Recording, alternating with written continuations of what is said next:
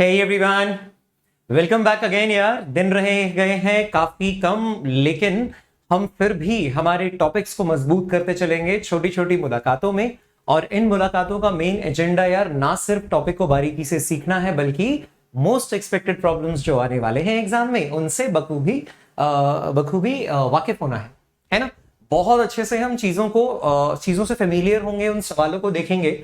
और मेरा सजेशन आपको ये रहेगा, इस छोटे से सेशन में जिसमें हम डेफिनाइट इंटीग्रेशन में अपनी कमांड करने वाले हैं, इन सवालों को आपको सॉल्व करना है और ध्यान भी रखना है। जैसे मैंने आपको हमारी पिछली मुलाकात, जो कि हमने 2 घंटे के अंदर ही इंडेफिनाइट इंटीग्रेशन को समाप्त किया था, उसमें जो सेक्शन सी था जिसमें 4 मार्कर प्रॉब्लम एक्सपेक्टेड थे, उसमें मैंने आपको बताया था कि वो सेक्शन के सभी प्रॉब्लम्स वो बोर्ड एग्जाम के लिए काफी ज्यादा प्रोबेबल है, तो आपको ध्यान भी रखने हैं।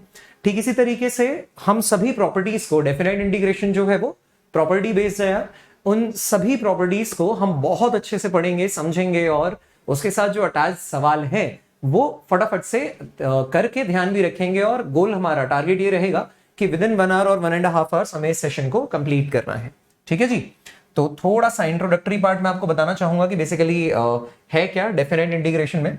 सो देखिए, हमें एक छोटी सी बात पता है कि यदि आपका integration of f x dx, capital f x plus c रहा करता था इनडेफिनाइट इंटीग्रेशन में, देन आप ये बोलेंगे ये फैमिली ऑफ कर्व्स को रिप्रेजेंट करता था, right. Integration of f x dx, अब की बार हम लिमिट लगाएंगे यार, डेफिनाइट इंटीग्रेशन में लिमिट्स लगती है, सपोज कीजिए ए से बी। सो इस केस में क्या हो जाएगा, इसका इंटीग्रेशन रहेगा एफ एक्स, लेकिन इसमें कांस्टेंट ऑफ इंटीग्रेशन नहीं होता यार, इसमें लिमिट होती है।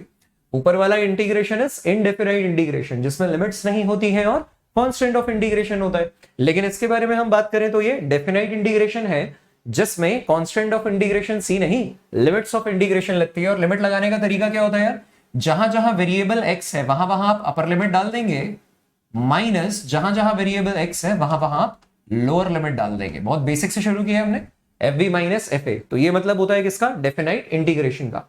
और डेफिनाइट इंटीग्रेशन का जो अर्थ होता है, जो लिटरल मीनिंग होता है, वो क्या होता है, वो होता है यार एरिया अंडर कर्व। ये देता है आपको area under F x curve with x axis, area under F x curve with x axis within limits x equals to a, within limits x equal to a to x equal to b।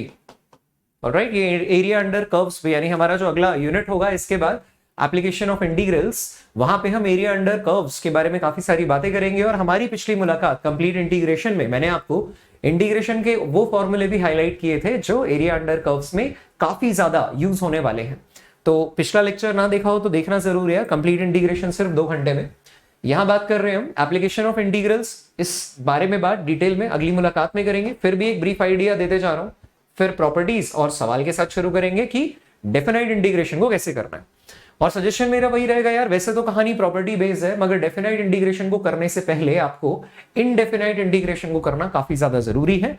तो अभी अगर अचानक से इस video को देख रहे हो तो फिलहाल पहले जाके आप इनडेफिनाइट इंटीग्रेशन को कंप्लीट कीजिए, उसके बाद डेफिनाइट इंटीग्रेशन पे आएंगे। ठीक है। सो ये हम क्या कर रहे हैं, ये y एक्सिस है, ये x एक्सिस है। आपके पास y equal to f x एक कर्व है, y equal to f x, और आप लिमिट ले रहे हैं x इक्वल्स टू a से x इक्वल टू b तक, x इक्वल्स टू a से x इक्वल टू b तक। ये जो आपने लिमिट ली है, ये जो डेफिनाइट इंटीग्रेशन होगा, इसका सिग्निफिकेंस ये है कि ये एरिया अंडर कर्व दे रहा है, y equal to f x से लेके x एक्सिस के बीच का area, y equal to f x और x एक्सिस के बीच का area, with in limits x equal to a to x equal to b। Furthermore इसके बारे में बाकी की कहानी जो है, इंटीग्रेशन कैसे करना है प्रॉपर्टी बेस्ड, वो इस मुलाकात में सीख रहे हैं। उस इंटीग्रेशन से मिलेगा क्या और एरिया कैसे निकाला जाएगा, वो हमारी आने वाली मुलाकात का टारगेट टॉपिक होगा। ऑलराइट, चलिए डिस्कशन को आगे बढ़ाते हैं। सबसे पहले ये प्रॉपर्टीज हैं आपकी important properties of definite integration, ये सारी की सारी यार अपने को ना याद होनी चाहिए। Remember it, remember this. ठीक है, अभी के अभी, लर्न इट राइट नाउ, ठीक है ना, अभी के अभी याद करना है। तो मेरा सजेशन आपको ये रहेगा कि वीडियो को पॉज कीजिए, वीडियो को पॉज कीजिए, फिर एक बार इसे याद करने की कोशिश कीजिए, फिर मैं एक बार सारी प्रॉपर्टीज एक्सप्लेन करता हूं, फिर प्रोबेबल क्वेश्चंस देखेंगे और उनको करने का तरीका भी, तब प्रॉपर्टी पे आने की गुंजाइश नहीं रहेगी यार। तो प्रॉपर्टी तो टिप्स पे होनी चाहिए, ऐसे कि एक सांस में सुना सको। वीडियो को पॉज करो और फटाफट से इसको याद करो यार। ओके, आई बिलीव कि आपने मेरे सजेशन के अकॉर्डिंग इसे फटाफट से पॉज करके याद कर लिया होगा। तो चलिए डिस्कशन को आगे बढ़ाएंगे। पहले एक एक प्रॉपर्टी को ध्यान से देखते हैं। जब हमें डेफिनाइट इंटीग्रेशन करना होता है, प्रॉपर्टी जीरो प्रॉपर्टी देखो, मतलब पहले 7 प्रॉपर्टीज दे दी गई और उसके बाद प्रॉपर्टी देने के बाद लगा अरे सबसे बेसिक वाली तो रह गई, तो उसे जीरोथ प्रॉपर्टी का नाम दे दिया गया। तो इन टोटल ये 8 प्रॉपर्टीज हैं, ठीक है। पहले वाली प्रॉपर्टी ये कहती है कि यार अल्टीमेटली अगर आपको इंटीग्रेशन करना है तो उस इंटीग्रेशन को करने के लिए समझिएगा, जब आपको लिमिट ही डालना है तो वो वेरिएबल क्या था, क्या ये बात मैटर करती है? नहीं, वो वेरिएबल x भी हो सकता है और वो वेरिएबल t भी हो सकता है, तो ये बात मैटर बिल्कुल भी नहीं करती। आप a से भी fx dx को इंटीग्रेट करें या आप a से भी ft dt को इंटीग्रेट करें, फंक्शन का नेचर स्मॉल f सेम होना चाहिए। फंक्शन का नेचर स्मॉल f सेम होना चाहिए, तो आप ये कहेंगे variable doesn't matter, variable doesn't matter if nature of function remains the same, अगर फंक्शन का नेचर सेम रहता है तो फिर आपको कुछ भी करने की, यानी कि आप किसी भी वेरिएबल के रिस्पेक्ट में उसे इंटीग्रेट करें, फर्क नहीं पड़ता। अल्टीमेटली तो आपको लिमिट्स का ध्यान रखना है, लिमिट a से b ही है, लिमिट a से b ही है, ठीक है ना। तो वो फंक्शन जो है वो सेम ही एरिया इंक्लोज करेगा। सिमिलरली अगर आप देखें कि fx dx जो है वो minus of b to a से b का एरिया, a से b का एरिया और b से a का जो एरिया होता है, लेफ्ट टू राइट जाना और राइट टू लेफ्ट जाना, कन्वेंशनली एक एरिया पॉजिटिव और एक एरिया नेगेटिव लिया जाता है। प्रॉपर्टी को याद रखना बहुत ईजी होगा अगर आप एरिया टर्म्स में समझेंगे तो। ध्यान से देखिएगा, इधर आपको ये कहना चाहिए कायदे से कि अगर मैं लेफ्ट टू राइट एरिया ले लूं, तो ये मेरा एरिया जो होगा वो पॉजिटिव होगा कन्वेंशनली, और अगर मैं राइट टू लेफ्ट एरिया ले लूं तो ये जो मेरा एरिया होगा ये नेगेटिव होगा कन्वेंशनली परंपरागत रूप से हम ये कहते हैं, नॉर्मली है ना, शाब्दिक अर्थ, उसका लिटरल मीनिंग ये है। अभी आप ये समझ सकते हो कि यार लेफ्ट टू राइट अगर मैं एरिया लूं तो वो पॉजिटिव होगा, और राइट टू लेफ्ट में एरिया लूं अगर वो तो नेगेटिव होगा, ठीक है ना। तो जरा देखिए, अगर आप A से B जा रहे हैं या आप B से A जा रहे हैं तो एरिया का मैग्नीट्यूड सेम है, मगर एक लेफ्ट टू राइट लिया जा रहा है और एक राइट टू लेफ्ट लिया जा रहा है, तो डेफिनेटली ये नेगेटिव है। अगर इन पर्टिकुलर मैं बात करूं A से fx dx, मतलब वहीं से शुरू होके वहीं तक, A से ही शुरू होके A तक, अगर आप ये देखोगे तो इसका मतलब क्या है? इसका मतलब है नेग्लिजिबल एरिया। इसका मतलब क्या है? Negligible area. इस प्रॉपर्टी का मतलब कि A से A का इंटीग्रेशन fx dx ये क्या दर्शाता है भाई? 0। इसका मतलब है वहीं से शुरू होके वहीं तक का एरिया इज नेग्लिजिबल एरिया। हम बार बार एरिया के टर्म्स में क्यों समझ रहे हैं सर? क्योंकि यार प्रॉपर्टीज को याद रखना 1 से 8 तक मुश्किल हो सकता है, लेकिन अगर एरिया के टर्म्स में समझेंगे तो ना ही सिर्फ इस चैप्टर के लिए प्रॉपर्टी को याद रखना आसान है, बल्कि अगला चैप्टर जो आने वाला है जिसमें आप एरिया अंडर कर्व्स पढ़ेंगे, वो एप्लीकेशन ऑफ इंटीग्रेशन ही तो है ना। तो उसमें भी आप सारी कहानी एरिया के बेसिस पे करेंगे। तो ये जो ज्ञान मिल रहा है वो इस चैप्टर के लिए भी अच्छा है और आने वाले चैप्टर के लिए भी बहुत ज्यादा जरूरी है। ऑलराइट, अब दूसरा देखिए, A से B fx dx जो है वो किसी एक पॉइंट A से C और C से B fx dx पे देखा जा सकता है। अब देखो क्या करना है, मैं आपको ये बताऊंगा कि यहां पर आपकी कोशिश ये रहेगी कि फंक्शन को ब्रेक किया जाए, prefer to break the integration. भाई आप इंटीग्रेशन को ब्रेक कर रहे हो, बेसिकली A से B तक के इंटीग्रेशन को आपने किसी C पॉइंट पे ब्रेक कर दिया है, सो दैट A से आप C तक का एरिया ले रहे हो, फिर C से B तक का। भाई कहीं बीच में आपने एक ब्रेकर डाल दिया है, A से C तक का एरिया और फिर C से B तक का एरिया ले रहे हैं आप, ठीक है ना। तो आप बोलेंगे prefer to break the area, break the integration और break the area where the nature of function changes, where the nature of function changes. अब ये क्या बात हुई सर? मैं समझाऊंगा वक्त आने पे समझाऊंगा, एट राइट टाइम। अभी हम इलस्ट्रेशंस लेंगे ना कुछ सवालों के, तब मैं आपको याद दिलाऊंगा कि देखो फंक्शन को ब्रेक किया जा सकता है, मगर फंक्शन को वहां ब्रेक करना ज्यादा प्रेफरेबल है जहां पर फंक्शन का नेचर चेंज हो रहा हो। ठीक है, उस बात का मतलब क्या है सही वक्त पे देखेंगे। यहां देखते हैं a to b f x g x जो है वो a to b f of a plus b minus x dx है, यानी कि आप दोनों लिमिट्स को अब जोड़ सकते हो, दोनों लिमिट्स को जोड़ सकते हो a plus b minus x. इसको आपको अभी के अभी ऐसे ही याद रखना पड़ेगा। इन दोनों की जो फील है, इन दोनों की जो फील है 0 to a f x g x को आप फिर देखिए आप क्या कर रहे हैं, आप इसमें भी lower limit plus upper limit कर रहे हैं। 0 plus A minus x, 0 plus A minus x is a minus x. ये दोनों बहुत कॉमन है, वेरी कॉमन, ये दोनों बहुत कॉमन प्रॉपर्टीज हैं, वेरी कॉमन। और लास्ट वाली जो है ना दो, ये दोनों बहुत इंपॉर्टेंट है, ये दोनों बहुत कॉमन है ऊपर वाली, और नीचे वाली जो है वो काफी ज्यादा इंपॉर्टेंट है, काफी ज्यादा इंपॉर्टेंट है। मतलब ये जो है बाकी सारी ये काफी ज्यादा इंपॉर्टेंट है, वेरी इंपॉर्टेंट। यहां ऑनवर्ड्स 4 कम कॉमन है, ऊपर वाली दोनों ज्यादा कॉमन है, मगर ये इंपॉर्टेंट ज्यादा है। अब ये इंपॉर्टेंट ज्यादा क्या है, आप बोल सकते हैं लास्ट वाला देखो, इनफैक्ट ये नहीं, मुझे कहना चाहिए यहां तक का जो मामला है ना,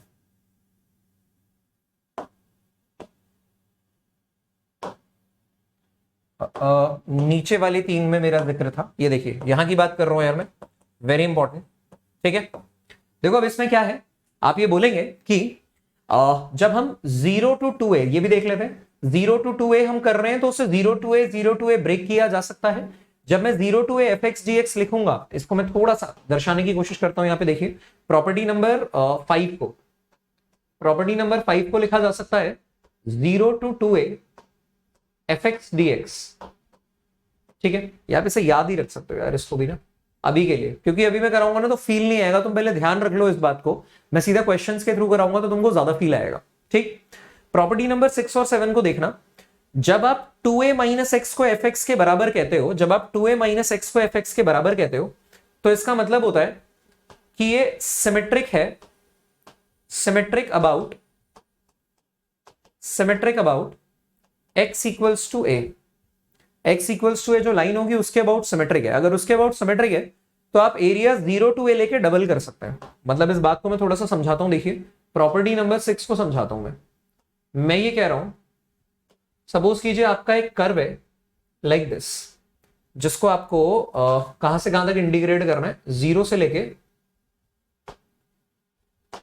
आपका एक कर्व है x axis y axis origin.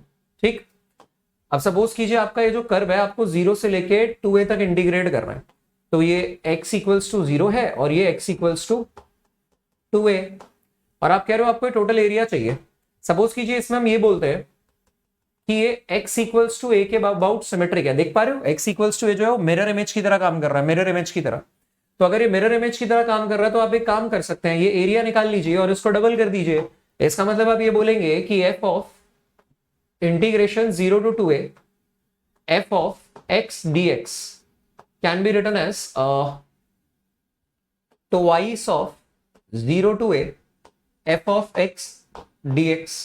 बिल्कुल कर सकते हैं, अगर ये x इक्वल्स टू a के अबाउट सिमेट्रिक हो, अगर x इक्वल टू a के अबाउट सिमेट्रिक है तो उसकी कंडीशन क्या रहेगी, f of 2a minus x equals to fx। तो आप एरिया निकाल लेंगे 0 टू a और उसका डबल कर देंगे। ठीक है, तब जाके आपका ये एस्टैब्लिश हो जाएगा। सिमिलरली प्रॉपर्टी नंबर 7 के 2 पार्ट है, इवन फंक्शन में क्या होगा और ऑड फंक्शन में क्या होगा, माइनस a टू a। इस बात का मतलब क्या होता है, देखिए इवन फंक्शन का मतलब होता है, इवन फंक्शन का मतलब ये है, इसका मतलब symmetric about y axis, symmetric about y axis, that is x equals to 0 के अबाउट सिमेट्रिक है यार, x इक्वल टू 0। तो ये जो हमने x इक्वल टू a के लिए प्रॉपर्टी लगाई थी उसी का एक स्पेशल केस क्या है, इवन फंक्शन। और ऑड फंक्शन का मतलब क्या होता है, ऑड फंक्शन का मतलब होता है f ऑफ माइनस एक्स जो है वो माइनस एफ एक्स है। इसका मतलब होता है symmetric about origin, symmetric about a point, symmetric about origin. मैं थोड़ा सा आपको एग्जाम्पल देने की कोशिश करता हूं, थोड़ा सा एग्जाम्पल देने की कोशिश करता हूं। एग्जाम्पल देखते हैं, cos x, cos x के बारे में अगर हम बात करें तो इसका ग्राफ कैसा बनता है यार, cos x versus x graph जो बनेगा cos x versus x graph जो बनेगा, भाई जो भी ग्राफ है वो -1 से +1 लाई करेगा। ये +1 है, ये -1 है, ये बात तो तय है। अब सर ये जो भी ग्राफ बनता है ये ऐसा बनता है, मतलब अगर आप ध्यान से देखें तो ये y एक्सिस के अबाउट सिमेट्रिक है। ये कैसा है?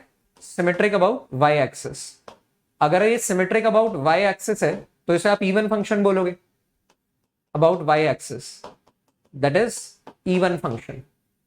तो ऐसी सूरत में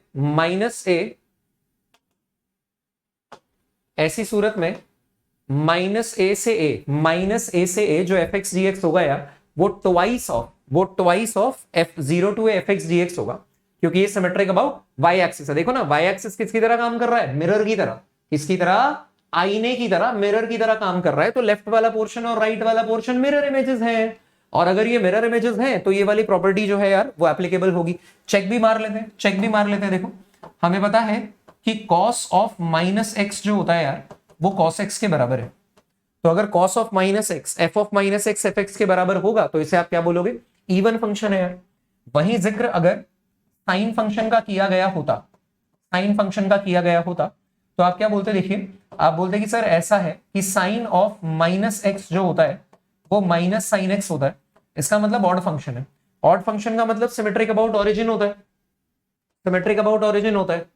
यानी कि अगर आप ये y एक्सिस दिखाएं, ये x एक्सिस दिखाएं, ये ओरिजिन हो, तो आपको पता है कि आपका जो ग्राफ निकल कर आने वाला है, वो ऐसा आने वाला है, ऐसा।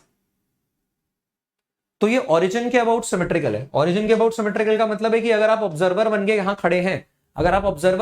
खड़े हैं, तो ओरिजिन से ऊपर देखने पे ऐसे और ओरिजिन से नीचे देखने पे ऐसे, ओरिजिन से ऊपर ओरिजिन से नीचे ऐसे डायगोनली तिरछा देखने पे आपको सिमेट्री मिल रही है यार।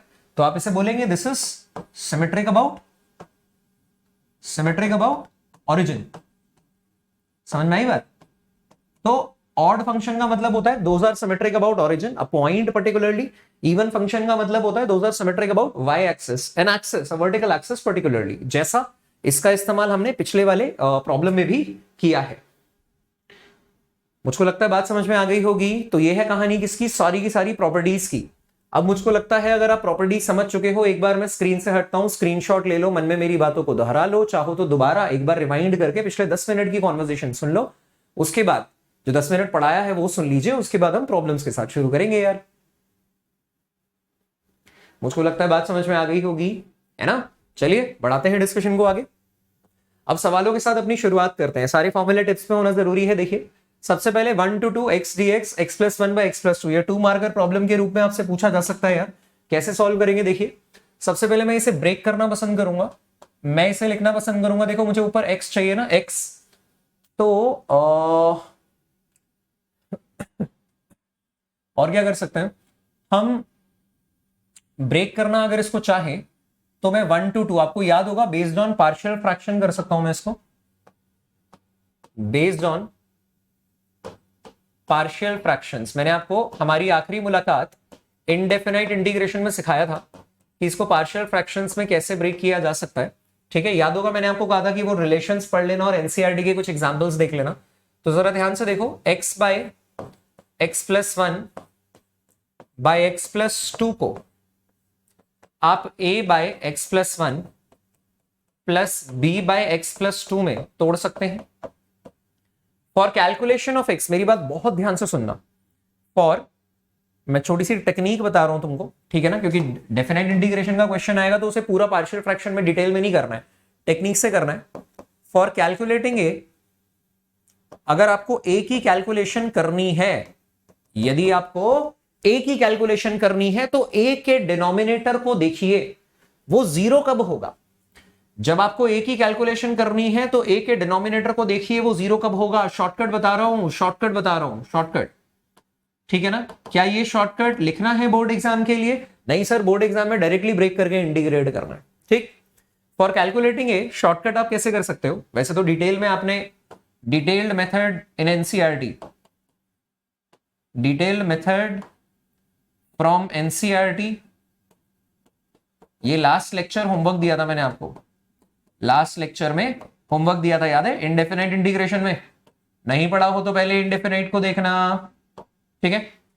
देखो, फॉर कैलकुलेटिंग ए, जहां ए का डिनोमिनेटर 0 हो रहा है, एक्स की वो वाली वैल्यू डालिए और x+1 के टर्म को यहां से इग्नोर कर दीजिए, ढक दीजिए। देखिए, फॉर कैलकुलेटिंग ए आप x की value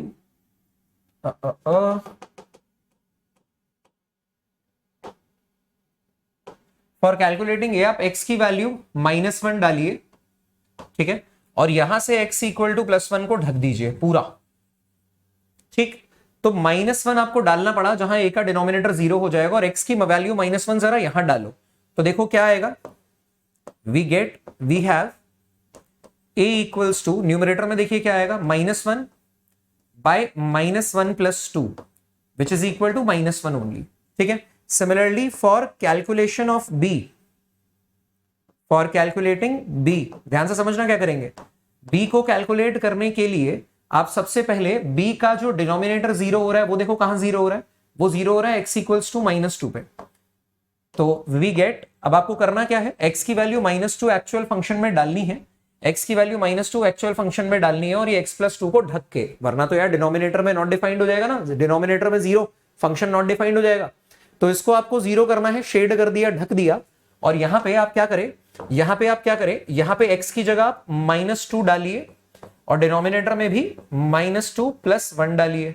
so that is b equals to, देखिए -2 + 1 -1 आ जाएगा, तो जरा ध्यान से देखिए 2 आ जाएगा, ध्यान से देखिए 2 आ जाएगा। तो ऐसा करने पे क्या मिला, ऐसा करने पे आपको a और b की शॉर्टकट से वैल्यू मिल गई है। अदरवाइज भी पार्शियल फ्रैक्शन कैसे निकालना है, सॉल्व कैसे करना है, एलसीएम वगैरह लेके कंपेयर करके, ये मैंने आपको लास्ट क्लास में एनसीईआरटी से होमवर्क करने को भी दिया था। मुझे लगता है आपको समझ में आ गया होगा। फिलहाल अगर आपने होमवर्क किया है तो ये देखिए खटाक से सॉल्व हो जाएगा। इस x bye x+1 bye x+2 को आप क्या लिखेंगे, a बाय x+1 यानी -1 बाय x+1 प्लस b की वैल्यू 2 आ गई, 2 बाय x+2, ऑलराइट, ऐसा करके dx। और जरा ध्यान से देखिए, चेक भी कर लेते हैं सर एक बार। अगर मैं इधर ऐड कर दूं ये, तो ये आ जाएगा -x - 2 और ये आ जाएगा 2x + 2, -2 + 2 कैंसिल आउट हो गया और अल्टीमेटली ये x ही बचा। इसका मतलब आप जो कर रहे हो वो बिल्कुल सही है। फिर लगा देंगे बेसिक प्रॉपर्टी इंटीग्रेशन की, कि जहां जहां प्लस माइनस साइन होगा वहां वहां इसे तोड़ दिया जाएगा। तो 1 to 2 minus of dx by x+1 plus 2 dx by x+2, और ये 1 to 2 आ जाएगा यार, ठीक है ना। आप क्या करेंगे, अगली प्रॉपर्टी, जो भी चीजें कांस्टेंट कोफिशिएंट की तरह बिहेव कर रही है वो बाहर आ गई, आ गया minus of dx by x+1 with in limits 1 to 2 plus 2 by dx, 2 into dx by x+2 with in limits 1 to 2। समझ पा रहे हो क्या हो रहा है। अब देखो क्या होगा, माइनस ऑफ, ये आ गया है ln of x+1 1 to 2 plus twice of ln of x+2 and 1 to 2, alright. अब लिमिट डालेंगे, जहां जहां वेरिएबल वहां वहां अपर लिमिट, तो ये आ गया ln ऑफ 2 + 1 माइनस जहां जहां वेरिएबल वहां वहां लोअर लिमिट, तो ये आ गया ln of 1 + 1 plus 2 times ln of जहां जहां वेरिएबल वहां वहां अपर लिमिट, तो 2 + 2 माइनस जहां जहां वेरिएबल वहां वहां लोअर लिमिट, यानी कि 1 + 2। आ रहा है समझ में क्या कर रहा हूं मैं, upper limit lower limit, upper limit lower limit. फिर क्या करना है यार, इसको करना है सॉल्व। तो देखिए क्या निकल कर आ जाएगा, ये आ जाएगा माइनस ऑफ ln 2 + 1 3 आ गया है, माइनस ऑफ ln 2 आ गया है, प्लस 2 टाइम्स ln 2 + 2 4 आ गया है, माइनस ln 1 + 2 3 आ गया है। और जरा ध्यान से देखिए, इसे आप लिख सकते हैं माइनस साइन अगर अंदर ले जाएंगे तो ये ln 2 माइनस ln 3 आ जाएगा, ठीक है, plus twice of ln 4 minus ln 3 आ जाएगा, ठीक। तो ये आ गया ln ऑफ 2/3 है ना, log m minus log n को आप log m/n लिख सकते हैं, plus 2 times ln of 4/3, alright. अब इसे पावर में ले जा सकते हैं, सो ln of 2/3 plus ln of 4/3 का स्क्वायर, 4/3 का स्क्वायर। और अगर ध्यान से देखें तो देखिए क्या मिलेगा देखने को, log m plus log n है, log m plus log n है, तो वो log of m into n हो जाता है। तो ln ऑफ 2/3 प्लस 4/3 का स्क्वायर, यानी कि फर्दर आप इसे सिंप्लीफाई कर सकते हो, मेरे पास स्पेस कम है तो इनटू कर सकते हैं, है ना, into this log of m into n जो होता है यार वो log m plus log n होता है। तो देखिए क्या निकल कर आ जाएगा, ये 4 का स्क्वायर 16 हो जाएगा, 16 इंटू 2 32 हो जाएगा, एंड इन द डिनोमिनेटर 3 का स्क्वायर 9, 9 इंटू 3 27 हो जाएगा यार, 27 हो जाएगा। तो देखिए कितना निकल कर आ जाएगा, ln ऑफ आई थिंक 4 का स्क्वायर 16 इंटू 2 32 बाय ये आ जाएगा 3 का स्क्वायर 9 इंटू 3 27, ठीक है ना। फर्दर आप चाहें तो इसको सिंप्लीफाई लॉग की प्रॉपर्टीज वगैरह लगा के कर सकते हैं भी। एक बार कैलकुलेशन चेक मार लेना यार, बेसिक प्रॉपर्टीज मुझको लगता है पार्शियल फ्रैक्शन वाला जो मैंने शॉर्टकट सिखाया है वो आपको बहुत अच्छे से समझ में आया होगा, है ना। थोड़ा पेशेंस तो चाहिए यार प्रॉपर्टीज को फील करने के लिए, और वैसे भी ये लेक्चर छोटा सा है, एक बार देखने की बजाय अगर 2 बार भी देख लोगे तो कोई बड़ी बात नहीं है, कोई खराबी वाली बात नहीं है, और अच्छे से समझ में आ जाएगा, ठीक है। फटाफट से स्क्रीनशॉट ले लो, वीडियो को पॉज करो, एक बार मन में सारी बातों को दोहरा लो, कोई दिक्कत हो तो लिखते जाना, कमेंट सेक्शन पे रिप्लाई मिल जाएगा यार, देख लीजिए फटाफट, फिर आगे बढ़ते हैं। आई think that's clear and cool for you. आगे बढ़ाते हैं, अगला सवाल क्या है यार, 0 to π/4 sine cube 2t cos 2t dt। तो देखिए इसको हम कैसे करेंगे, सबसे पहले तो मैं पुट करूंगा यहां पे sine cube, in fact sign 2t को y या x, साइन 2t को मैंने x पुट किया, देन इसका differentiation cos 2t into 2 into dt, cos 2t भाई साइन का डिफरेंशिएशन cos t के कोफिशिएंट से मल्टीप्लाई करेंगे इंटू dt, ये किसके बराबर हो गया dx, और cos 2t dt, और क्या लिख सकते हैं cos 2t dt को आप dx बाय 2 लिख सकते हैं, सो आपका जो इंटीग्रेशन होगा वो किसमें करना, अच्छा ऑल्सो आप ये भी कहेंगे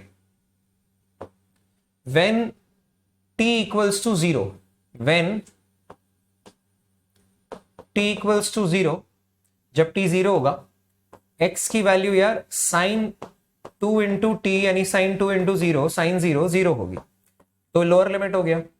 जब t की वैल्यू π/4 होगी, when t equals to π/4, then x की वैल्यू साइन ऑफ, देख रहे हो मैं लिमिट चेंज कर रहा हूं यार, लिमिट इसके इस फंक्शन के अकॉर्डिंग लिमिट चेंज कर रहा हूं, साइन ऑफ 2 इंटू टी की जगह π/4 डालेंगे, so that will be equal to sine π/2 sine 90 यार 1 होता है, साइन 90 1 होता है। तो जब आपने सारी सब्स्टिट्यूशन कर ही दी है यार, जब सारी की सारी सब्स्टिट्यूशन कर दी है तो क्या आपका इंटीग्रेशन चेंज हो जाएगा, बिल्कुल। आप बोलेंगे कि सर ये इंटीग्रेशन लोअर लिमिट 0 से लेके अपर लिमिट 1 तक बदली है, लोअर लिमिट 0 से लेके अपर लिमिट 1 तक बदली है, साइन 2t का क्यूब है यानी कि ये x क्यूब आ गया है, x क्यूब आ गया है, और cos 2t dt को आपने dx/2 लिखा है, dx/2, तो मुझको लगता है ये 1/2 आ जाएगा यार बाहर, अंदर बचेगा x cube dx with in limits 0 to 1, तो ये हो जाएगा 1/2, और ये आ जाएगा x की पावर 4/4, पावर एक बढ़ा दी जाती है, बड़ी हुई पावर से डिवाइड किया जाता है, ये रहा 0 to 1, तो ये आ गया है 1/2। जहां जहां लिमिट डालने का तरीका यार, जहां जहां वेरिएबल वहां वहां अपर लिमिट 1 की पावर 4/4 माइनस जहां जहां वेरिएबल वहां वहां लोअर लिमिट, तो यार x की जगह 0 डाल दीजिए, 0 की पावर 4/4, क्लियर है मामला। तो देखो क्या निकल कर आ गया अल्टीमेटली, तो ये तो टर्म ही खत्म हो गई और आंसर आपके पास निकल के आ गया 1 की पावर 4, दैट इज 1/4 इंटू 2 8। तो इस हिसाब से आपका इंटीग्रेशन का वैल्यू कितना आ गया है 1/8। बिल्कुल प्रोबेबल क्वेश्चन है यार, बोर्ड एग्जाम में आने की संभावना है, या तो ये सवाल या इसके जैसा कोई सवाल। तो आप देखिए क्या किया हमने, पिछली वाली स्लाइड में हमने इनडेफिनाइट इंटीग्रेशन में सीखे पार्शियल फ्रैक्शन वाले मेथड, और उस पे बेस्ड शॉर्टकट भी मैंने आपको सिखाया कि बोर्ड एग्जाम में कैसे खटाक से आप डेफिनेट इंटीग्रेशन कर सकते हो। अदरवाइज ये तो कोई पूछता नहीं है, खामा का पूरा डिटेल मेथड करने में टाइम लग जाएगा, है ना। फिर हमने क्या सीखा यार, फिर हमने सीखा कि उसको पार्शियल फ्रैक्शन में ब्रेक करने के बाद कैसे सॉल्व किया जा सकता है। फाइनल आंसर को कहीं भी आप छोड़ सकते थे, लॉग की छोटी मोटी प्रॉपर्टीज लग रही है। फिर इस बार हमने क्या किया, सब्स्टिट्यूशन का इस्तेमाल किया, तो इंटीग्रेशन बाय सब्स्टिट्यूशन की याद में हमने फिर डेफिनेट इंटीग्रेशन की प्रॉपर्टी का या डेफिनेट इंटीग्रेशन नॉर्मली डाला और उसको सॉल्व किया, लिमिट डाली तो डेफिनाइट है सर, लिमिट नहीं होती कांस्टेंट ऑफ इंटीग्रेशन डालते तो इनडेफिनाइट होता सर, है ना। प्रॉपर्टी का खास तौर से इस्तेमाल, जो हमारी 8 प्रॉपर्टीज है उनका खास तौर से इस्तेमाल करना अभी बाकी है। ऑलराइट, चलिए स्क्रीनशॉट ले लीजिए, फिर आगे बढ़ते हैं। ओके, आई होप आपने स्क्रीनशॉट ले लिया होगा। बढ़ाते हैं डिस्कशन को आगे। अब ये क्या है भाई, 0 to 1 x e to the power x plus sine pi x by 4, इसको अपने को करना है सॉल्व, है ना, इसको अपने को करना है सॉल्व। तो हम क्या करेंगे, पहले तो मैं इसे ब्रेक कर दूंगा यार, पहले मैं इसे इंटीग्रेट करने की ट्राई, देखिए कैसे करूंगा। मैं लिखूंगा that will be equal to, plus minus पे ये डिफरेंशिएट हो जाता है, so it is 0 to 1 x separate हो जाता है, सॉरी, x की पावर x इंटू ई की पावर x dx अलग, plus 0 to 1 sine of pi by 4 into x dx, ठीक है ना। इसको बोला इंटीग्रल 1, इसको बोला इंटीग्रल 2 I2, सही। तो देखो क्या करेंगे हम, क्या I2 पहले निकाल लेते हैं, इजी है। कैसे निकालेंगे देखिए, आप बोलेंगे I2 will be equal to integration of 0 to 1 sine pi by 4 x dx। तो मैंने आपको बताया था कि इस तरीके के क्वेश्चन को कैसे सॉल्व किया जाता है। ये बेसिकली पाई एक्स है ना, पाई एक्स बाय 4 है। तो मैंने आपको बताया था कि अगर साइन थीटा का इंटीग्रेशन माइनस कॉस है, तो साइन ऑफ समथिंग का इंटीग्रेशन भी माइनस कॉस ऑफ समथिंग होगा, मगर उस समथिंग में एक्स के कोफिशिएंट से आप डिवाइड कर देंगे, एक्स के कोफिशिएंट से डिवाइड कर देंगे, तो साइन का डिफरेंशिएशन कॉस होता है, इंटीग्रेशन माइनस कॉस होता है, cos of something pi x by 4, और इस समथिंग में और लिमिट लगाएंगे 0 to 1, लिमिट लगाएंगे 0 to 1, और इस समथिंग में जो भी एक्स का कोफिशिएंट होगा उससे डिवाइड कर दिया करेंगे। फिर से दोहराऊंगा मैं इस बात को, देखिए मैंने आपको प्रॉपर्टी सिखाई थी, मैंने आपको प्रॉपर्टी बताई थी।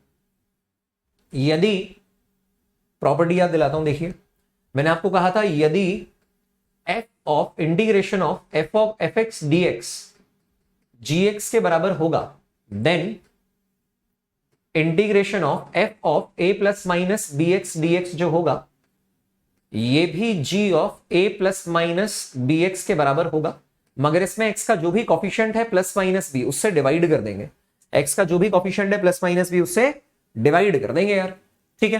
तो देखिए यही किस्सा निकल कर आ गया सामने हमारे। हमने कहा ये साइन ऑफ समथिंग dx है, अगर ये साइन x dx होता तो इसका integration minus cos x dx होता, माइनस कॉस x होता। अगर ये साइन ऑफ समथिंग है तो इसका इंटीग्रेशन माइनस कॉस होगा, मगर उस समथिंग में जो भी x का कोफिशिएंट है प्लस माइनस b उससे डिवाइड कर देंगे। तो यहाँ पाई बाय 4 है, उससे कर दिया हमने डिवाइड। अब कहानी बहुत आसान है यार, अब लिमिट डालने का तरीका। तो ये क्या निकल कर आ गया यार, डिनोमिनेटर का डिनोमिनेटर 4 जो है वो ऊपर आ जाएगा, it will be 4 by pi and it will be minus of cos of pi by 4 into x की जगह 1 डाल देंगे आप, minus of cos pi into 0 by 4, ऐसे आ जाएगा यार, ठीक है ना। जहां जहां वेरिएबल x वहां वहां अपर लिमिट, माइनस जहां जहां वेरिएबल x वहां वहां lower limit. So that can be written as 4 by pi, यह आ जाएगा minus of cos pi by 4 यार 1 बाय रूट 2 होता है, माइनस माइनस प्लस कॉस 0 तो यार 1 होता है, कॉस 0 तो 1 हो जाएगा। So this is 4 by pi and it is 1 minus 1 by root 2, ठीक है। इसे अभी हम फिक्स कर सकते हैं कि यार I2 की तो ये वैल्यू निकल कर आ गई, I2 की तो ये वाली वैल्यू निकल कर आ गई। सिमिलरली I1 की बारी है यार। नाउ I1 इक्वल्स टू, देखिए जरा, ये आएगा 0 to 1 x e to the power x। तो आपको ये यार इंटीग्रेशन बाय पार्ट्स होगा, this will be by parts, क्योंकि एक फंक्शन एल्जेब्रिक है और एक फंक्शन एक्सपोनेंशियल है। तो आइलेट रूल के अकॉर्डिंग लेफ्ट वाली चीजों को F2 लिया जाता है और राइट वाली चीजों को F1 लिया जाता है, राइट वाली चीजों को F2 और लेफ्ट वाली चीजों को F1 आपके नजरिए से। तो आप ये बोलेंगे कि सर एक्सपोनेंशियल इन्वॉल्व है और एल्जेब्रिक इन्वॉल्व है, तो यहां इसको F2 लिया जाएगा, F2x, और यहां इसको F1x लिया जाएगा। याद होगा आपको, इंटीग्रेशन में सिखाया था यार मैंने, ठीक है ना, इंटीग्रेशन में सिखाया था। तो देखिए इसको कैसे करेंगे, इंटीग्रेट करेंगे by part, so that will be equal to 0 to 1। भाई इसका इंटीग्रेशन क्या होगा, आप बोलते हैं सर पहला फंक्शन F1x यानी कि x इंटू दूसरे का इंटीग्रेशन ऑफ x dx, ठीक है, विद लिमिट 0 to 1, माइनस पहले फंक्शन का कंबाइंड इंटीग्रेशन ऑफ पहले फंक्शन का डिफरेंशिएशन इंटू इंटीग्रेशन ऑफ दूसरा वाला function e to the power x dx, ठीक है ना, with in limit 0 to 1, with in limit 0 to 1, ठीक। और इसका कंबाइंड इंटीग्रेशन, इसका क्या है, कंबाइंड इंटीग्रेशन। एक बार फिर से देखिएगा, f1x into integration of f2x minus combined integration of differentiation of f1x into integration of f2x dx, ठीक है ना। तो ये होता है यार आइलेट रूल या इंटीग्रेशन बाय पार्ट्स का फॉर्मेट। अगर आप कॉन्फिडेंट ना हो, कंफर्टेबल ना हो, तो इसको आप दोबारा से देख सकते हैं, ठीक है ना, पहले वाले लेक्चर में, पिछले लेक्चर में।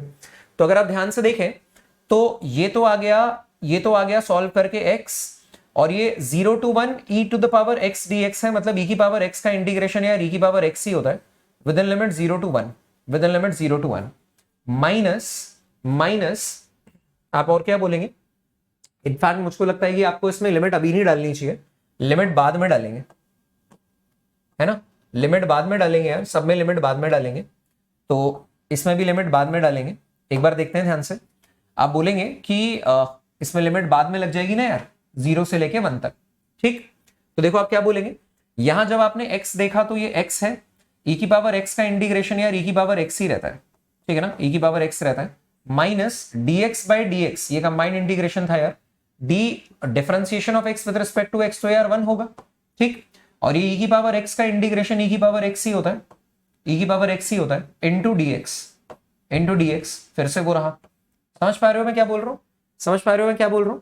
तो ये e की पावर x का इंटीग्रेशन क्या आ जाएगा, e की पावर x आ जाएगा यार, so that will be equal to x e की पावर x माइनस e की पावर x, और विद इन लिमिट्स 0 to 1।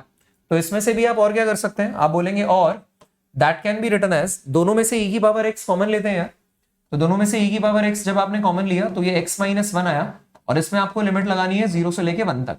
तो देखिए आप क्या बोलेंगे, पहले x की जगह 1 डालेंगे तो e की पावर 1 माइनस 1 आया, माइनस फिर e की जगह 0 डालेंगे यार, तो x की जगह 0 डालेंगे और ये 0 माइनस 1 आया। मुझको लगता है बात समझ में आ गई होगी।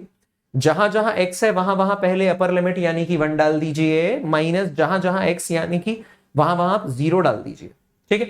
तो e की पावर 1 तो यार e ही होगा, लेकिन इंटू में 1 माइनस 1 0 हो गया, minus e to the power 0, किसी भी चीज की पावर 0 1 होता है, और ये 0 माइनस 1 माइनस 1 हुआ, यानी इसका आंसर अल्टीमेटली 1 आ रहा है। तो देखिए i1 आपने कैलकुलेट किया 1, इसको आप यहां पे डाल सकते हैं, फिर i2 आपने कैलकुलेट किया 4/π 1 माइनस √2। कैलकुलेशन सारी देख लीजिए, प्रॉपर्टीज अभी तक बहुत ज्यादा लगी नहीं है। इंटीग्रेशन के सेपरेट रूल्स में हम लिमिट्स डाल रहे हैं, कांस्टेंट ऑफ इंटीग्रेशन की जगह बस लिमिट डाल दे रहे हैं, तो उसके हिसाब से हमारा सोल्यूशन ऐसे निकल कर आ रहा है। एक बार ध्यान से देख लीजिए यार इसको, फिर आगे बढ़ाएंगे कहानी को। I think that's clear to you, screenshot ले चुके होंगे, रिव्यू कर चुके होंगे, है ना। चलिए बढ़ाते हैं डिस्कशन को आगे। अब बात करनी है इसकी, इवैल्यूएट करना है हमें और tan inverse x 0 to 1 tan inverse x 1 plus x square dx को। तो देखिए यहां पे क्या होगा, आपकी जानकारी के लिए बता दें, अगर आप पुट करेंगे tan इनवर्स x को t, देन इसका जो डिफरेंशिएशन होता है यार वो 1/1 प्लस एक्स स्क्वायर होता है, dx इक्वल्स टू dt। मैंने आपसे कहा था कि जब भी फंक्शन और उसका डेरिवेटिव दोनों ही अवेलेबल हो, जब भी फंक्शन और उसका डेरिवेटिव दोनों ही अवेलेबल हो, तो आपको क्या करना चाहिए यार, उसको सब्स्टिट्यूट कर देना चाहिए। सो ऐसा करने पे आपका इंटीग्रेशन किस में बदल चुका है। अच्छा, लिमिट्स भी अपने को बदलनी चाहिए, लिमिट्स भी अपने को बदलनी चाहिए कि यहां पर जब x की वैल्यू 1 है, इफ x इक्वल्स टू 1, ठीक है ना, x की वैल्यू 0 से करते हैं, पहले लोअर लिमिट से बात करते हैं। If x equals to 0 then t equals to tan inverse 0, t equals to tan inverse 0 which is 0, है ना, tan 0 भी 0 होता है। And if x equals to 1, f equals to 1, x equals to 1, then t जो होगा वो tan inverse 1, यानी कि tan थीटा 1 कब होता है यार, π/4 पे, ये π/4 निकल कर आ जाएगा। यानी कि आपने साथ के साथ लिमिट्स भी चेंज कर दी, साथ के साथ लिमिट्स भी चेंज कर दी। अब आप देखिए क्या बोल सकते हैं, आप बोल सकते हैं इंटीग्रेशन कन्वर्ट हो गया है, लोअर लिमिट 0 जो है वो 0 में बदल गई है, यानी 0 ही इंटैक्ट है।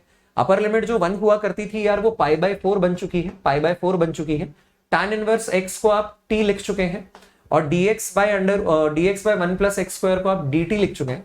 तो देखिए इंटीग्रेट करने पे क्या आ जाएगा, ये निकल कर आ जाएगा, पावर एक बढ़ा दी जाएगी, बड़ी भी पावर से divide, t square by 2 with limits pi by 0 to pi by 4, so that will be equal to 1/2 and upper limit जहां जहां टी दिया हुआ है वहां वहां पाई बाय 4 डालिए, तो ये पाई बाय 4 का स्क्वायर आ गया, माइनस जहां जहां टी दिया गया है वहां वहां लोअर लिमिट 0 डाल दीजिए यार।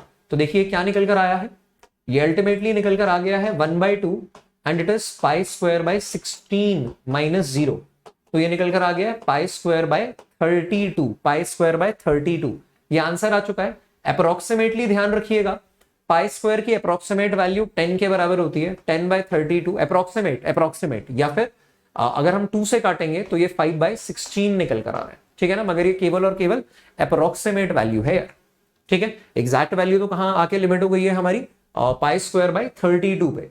तो सारी कैलकुलेशन देख लीजिए एक बार, लिमिट्स लगाने का तरीका देख लीजिए एक बार, मुझको लगता है सारी बातें आपको क्लियर होंगी। फटाफट से स्क्रीनशॉट लीजिए, रिव्यू कीजिए, तब आगे बढ़ाते हैं डिस्कशन को।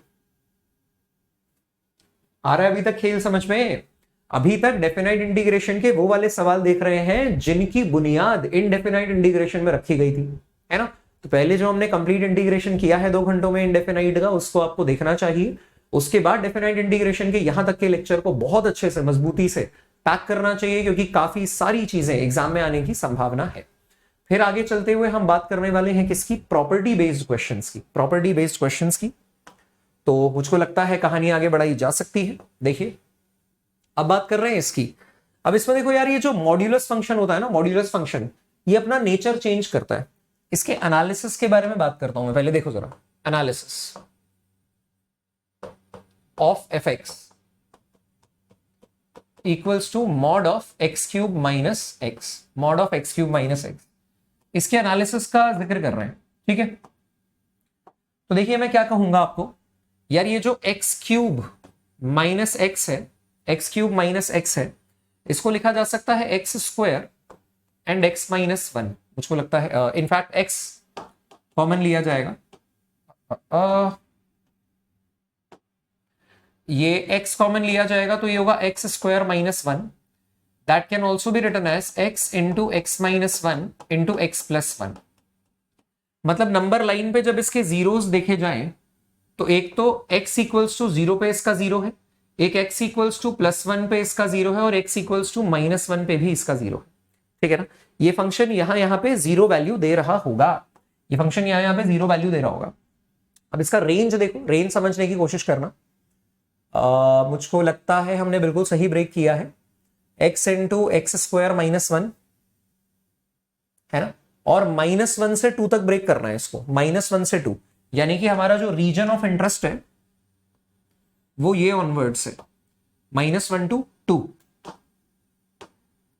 -1 से लेके x इक्वल्स टू 2 तक, x इक्वल्स टू -1 से x इक्वल्स टू 2 तक हमारा ये रीजन ऑफ इंटरेस्ट है, रीजन ऑफ इंटरेस्ट, ठीक है, जिसमें हम इंटरेस्टेड है, सही है।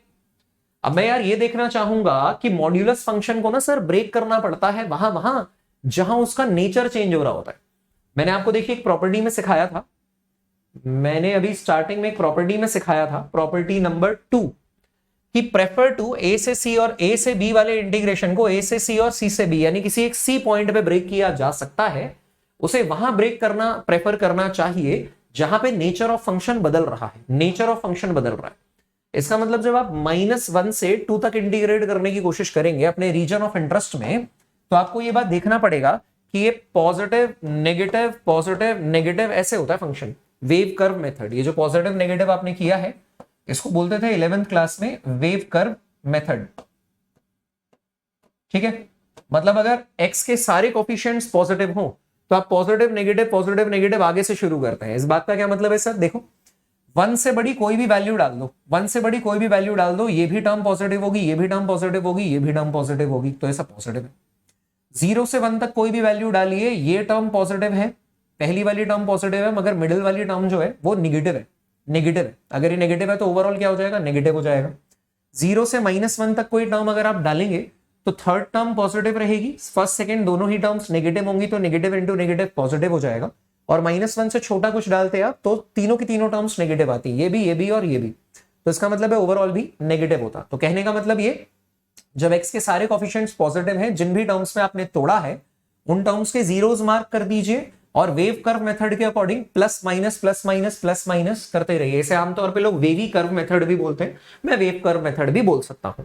ठीक है, तो कहने का मतलब जहां जहां फंक्शन का नेचर चेंज हो रहा है वहां वहां आप उसको अलग अलग फॉर्म में रखने की कोशिश करें।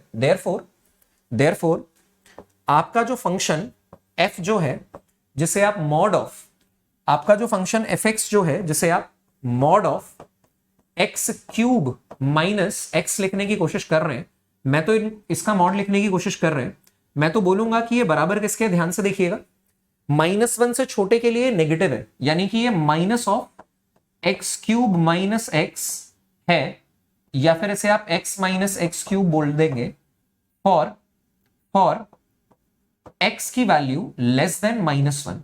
-1 से छोटे के लिए मॉड्यूलस फंक्शन भाई नेगेटिव है, नेगेटिव का क्या करेगा मॉड्यूलस फंक्शन, नेगेटिव का नेगेटिव कर देता है, पॉजिटिव को चुपचाप वैसे ही दे देता है, नेगेटिव का क्या करता है, नेगेटिव कर देता है।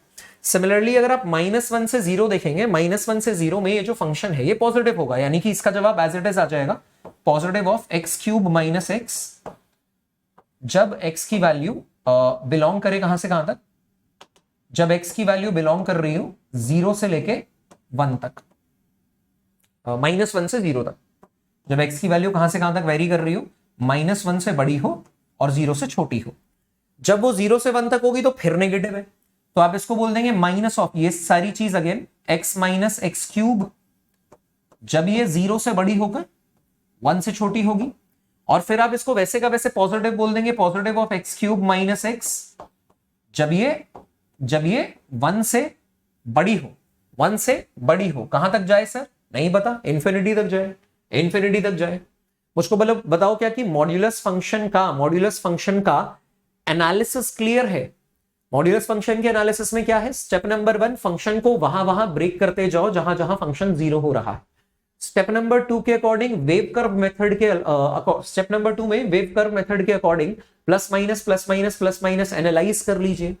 स्टेप नंबर 3 मॉड्यूलस फंक्शन का मतलब क्या होता है कि पॉजिटिव आंसर जहां ये दे रहा होगा वहां फंक्शन चुपचाप ऐसे ही आउटपुट दे देगा, लेकिन जब इसका आंसर नेगेटिव आ रहा होगा तो ये उस फंक्शन को माइनस साइन से मल्टीप्लाई करके आपको देगा, यानी जहां जहां जैसे -1 से छोटे में वो नेगेटिव हुआ करता था, -1 से छोटे में वो नेगेटिव हुआ करता था तो आपने माइनस साइन के साथ आउटपुट दिया है, 0 से 1 तक वो नेगेटिव हुआ करता था तो आपने माइनस साइन के साथ आउटपुट दिया, अदरवाइज ऐसे का ऐसे मिल जाता यार।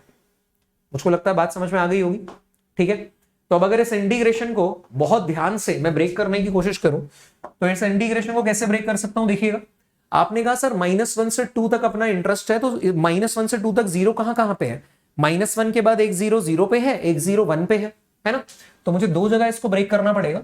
मुझे इसको -1 से 0 तक ब्रेक करना पड़ेगा, प्लस 0 से 1 तक ब्रेक करना पड़ेगा, और फिर 1 से 2 तक तो ये ऑलरेडी है। फिर से देखिएगा, -1 से 2 तक इसका सेम नेचर नहीं है, -1 से 0 ये पॉजिटिव है, 0 से 1 ये नेगेटिव है, 1 से 2 पॉजिटिव है, -1 से 0 ये पॉजिटिव है तो चुपचाप दे देगा, ऐसे कैसे आ जाएगा x cube minus x dx, ठीक है ना, मॉड्यूलस हट चुका है। ठीक, फिर ये 0 से 1 के बीच में नेगेटिव है, तो जब ये 0 से 1 के बीच में नेगेटिव, देखिए इस इंटरवल और इस इंटरवल की बात करनी है हमें, लास्ट की, पहले वाला इंटरवल x लेस देन -1 देखना ही नहीं चाहिए क्योंकि वो हमारे रीजन ऑफ इंटरेस्ट -1 से 2 में नहीं आ रहा है।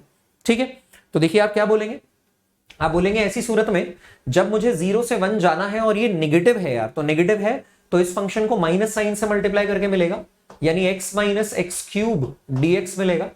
और फिर जब मुझे 1 से 2 तक जाना है, 1 से 2 तक जाना है, फिर से पॉजिटिव, यानी कि ऐसे का ऐसे मिल जाएगा, x cube minus x dx मिल जाएगा। मुझको लगता है बात समझ में आ गई। इस सवाल की कहानी यहीं तक थी, आगे का किस्सा बहुत आसान है। तो मेरा सजेशन आपको यह है, अगर ये समझ में आया है तो बहुत ही बढ़िया, अगर समझ में नहीं आया है यार तो इसको अभी के अभी रिवाइंड करके एक बार सुन लो, कोई दिक्कत नहीं होगी। मैं बोल रहा हूं तुमको, बढ़िया तरीके से एक बार और सुन लो। चीजें प्रॉपर्टी बेस्ड थोड़ी सी ट्रिकी जरूर है, और आखिरी के 3 दिन रह रहे हैं तो तुम शायद थोड़ा सा पैनिक भी कर रहे होगे। तुमको पैनिक नहीं करना यार, अगर 3 दिन रह रहे हैं तो 3 दिन वाली स्ट्रेटेजी के साथ हम काम कर रहे हैं, ठीक है ना। तो प्रोबेबल क्वेश्चंस है, पैनिक बिल्कुल भी नहीं करना है। जरा ध्यान से देख लीजिए इसे, फिर आगे बढ़ाता हूं मैं डिस्कशन को, है ना। रिवाइंड करके एक बार देख लो यार, आई होप तुम इसको रिवाइंड करके देख चुके होगे। चलो अब मैं आगे इंटीग्रेट करता हूं। अब तो क्या है, इसका इंटीग्रेशन हो जाएगा यार, पावर एक देखो सेपरेट सेपरेट हो जाएगा, इसकी पावर एक बढ़ा दी जाएगी और बड़ी की पावर से हम डिवाइड कर देंगे, minus x square by two with in limits -1 to 0 plus ये आ जाएगा x square by two minus x की power 4/4 with in limit 0 to 1 plus x की power 4/4 minus x square by two with in limits 1 to 2। अब limit डालने का तरीका, जहां जहां वेरिएबल वहां वहां अपर लिमिट।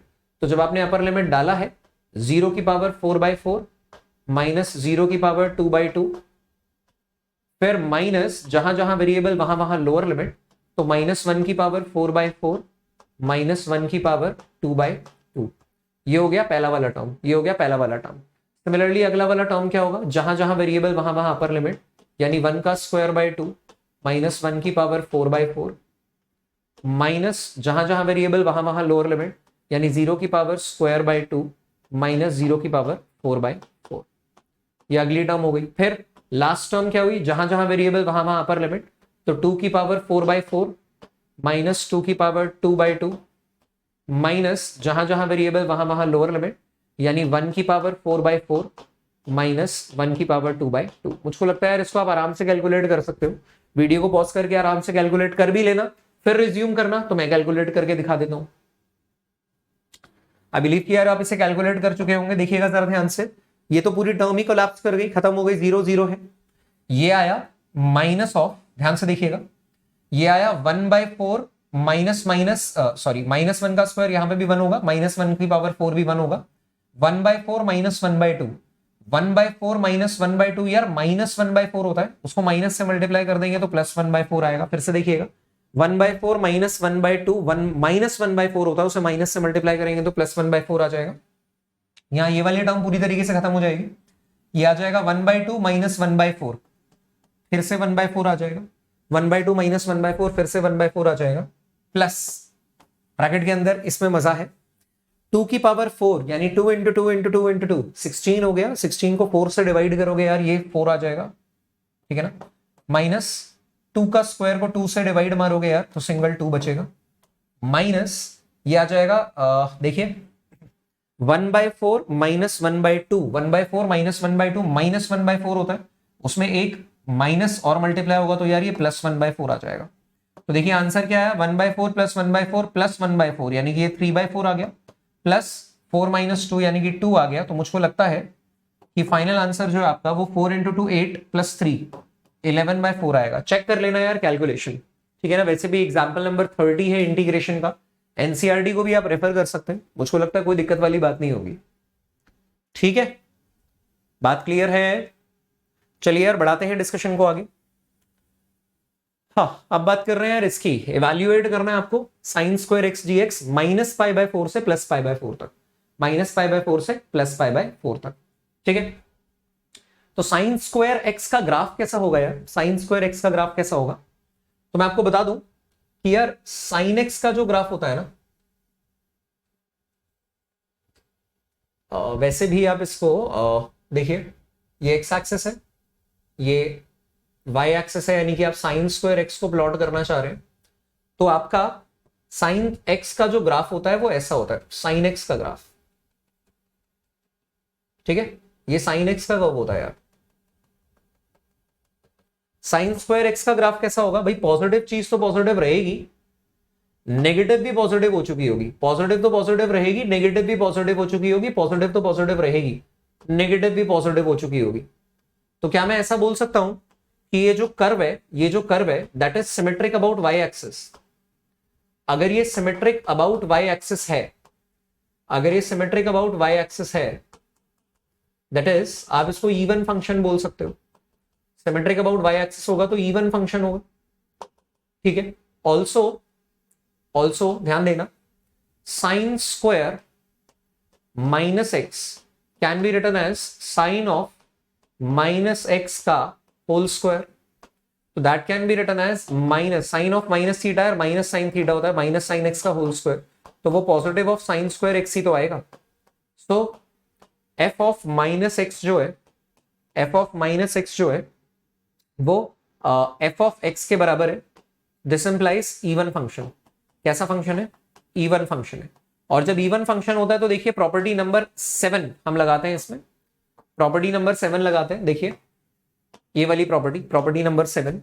तो प्रॉपर्टी नंबर 7 के फर्स्ट पार्ट के अकॉर्डिंग माइनस ए से ए अगर आपको इंटीग्रेट करना हो तो वो twice of 0 to a integrate करके काम चल जाएगा यदि वो आपका इवन फंक्शन है तो, और उसका आंसर 0 आएगा यदि वो आपका ऑड फंक्शन है तो। ऑड फंक्शन का मतलब ओरिजिन के अबाउट सिमेट्रिक, मतलब ऐसे ओरिजिन पे खड़े होकर ऐसे देखने पे और ऐसे देखने पे, ऐसे देखने पे और ऐसे देखने पे। देखिए ये आपका लाइन ऑफ साइट होता है और यूं आपका लाइन ऑफ साइट होता है। ऐसे देखने पे और ऐसे देखने पे अगर एक जैसा कर्व मिले तो उसे सिमेट्रिक अबाउट ओरिजिन कहा जाता है, सिमेट्रिक अबाउट ओरिजिन कहा जाता है। ठीक है भाई, तो यहां जा रहे हैं, ये इवन फंक्शन है। अब अगर ये इवन फंक्शन है तो इसे आप देखिए क्या कर सकते हैं, आप इसे बोल सकते हैं माइनस पाई बाय 4। देखिएगा माइनस पाई बाय 4 से प्लस पाई बाय 4 तक आपको साइन स्क्वायर एक्स डीएक्स को इंटीग्रेट करना है। तो मैं सबसे पहले बोलूंगा इसे twice of 0 to pi by 4 लिखा जा सकता है साइन स्क्वायर एक्स डीएक्स। और मैंने आपको बताया था कि साइन स्क्वायर थीटा को इंटीग्रेट कैसे किया जाता है। आप इसको लिखते हैं ट्वाइस ऑफ, देखो क्या लिखेंगे, साइन स्क्वायर एक्स को लिखा जा सकता है 1 minus cos 2x by 2, 1 minus cos 2x by 2 dx with in limits 0 to pi by 4। Alright, तो देखिए 1/2 तो बाहर आ जाएगा, तो ये 2 है ही, और ये एक 2 जो डिनोमिनेटर वाला है वो बाहर आ गया है। जब आपने 1 से dx को मल्टीप्लाई किया तो ये 0 टू पाई बाय 4 dx आया, minus cos 2x dx with in limit 0 to pi by 4 आया। और सुनिए बात, dx का इंटीग्रेशन तो x होगा, तो ये 2/2 तो 1 हो गया। dx का इंटीग्रेशन x होगा with in limit 0 to pi by 4, with in limit 0 to pi by 4, minus sine का डिफरेंशिएशन cos, cos का इंटीग्रेशन साइन, मगर cos x का इंटीग्रेशन साइन x होगा, मगर cos ऑफ समथिंग का इंटीग्रेशन साइन ऑफ समथिंग होगा, लेकिन उस समथिंग में x का जो भी कोफिशिएंट है उससे डिवाइड कर देंगे। तो हम बोलेंगे कि ये साइन ऑफ 2x तो होगा, मगर इस समथिंग में 2x में जो भी x का कोफिशिएंट 2 है उससे डिवाइड कर देंगे, और ये आ जाएगा with in limit 0 to pi by 4, with in limit 0 to pi by 4। मुझको लगता है बात समझ में आ गई। इसके बाद यहां से शुरुआत करनी पड़ेगी। That will be equal to, that will be equal to, देखिए जब आप पाई बाय 4 डालेंगे, अपर लिमिट लिमिट डालने का तरीका, जहां जहां x वहां वहां पाई बाय 4, यानी कि ये पाई बाय 4 माइनस 0 आ गया, पाई बाय 4 माइनस 0 आ गया, माइनस इस 2 को, नीचे वाले 2 को आपने बाहर निकाल लिया, नीचे वाले 2 को आपने बाहर निकाल लिया, और अंदर बचा sine of 2 pi by 4 minus sine of 2 lower limit यार 0।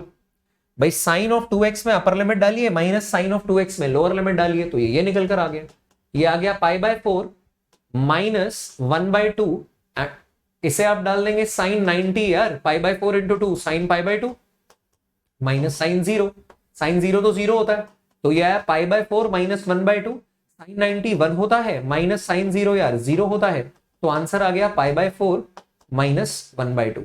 That's all, pi by 4 minus 1/2। Clear है क्या मामला? मुझको लगता है बात समझ में आ गई होगी यार, है ना? इजी है।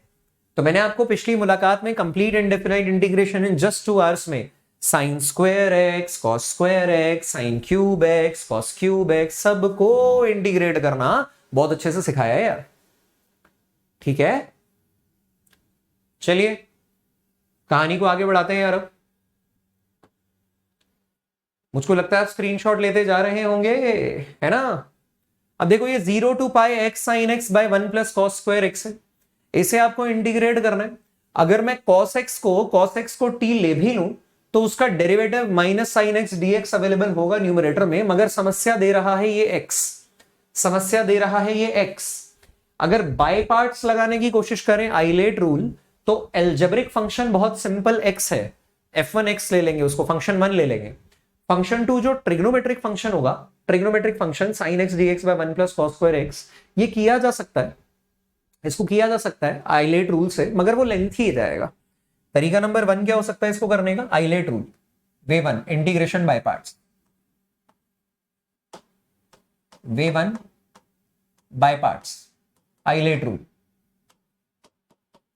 वे 2, जब भी लिमिट वाला क्वेश्चन है यार समझ जाना, डेफिनाइट इंटीग्रेशन है ना, डेफिनाइट इंटीग्रेशन, तो अपने को प्रॉपर्टी लगानी पड़ेगी।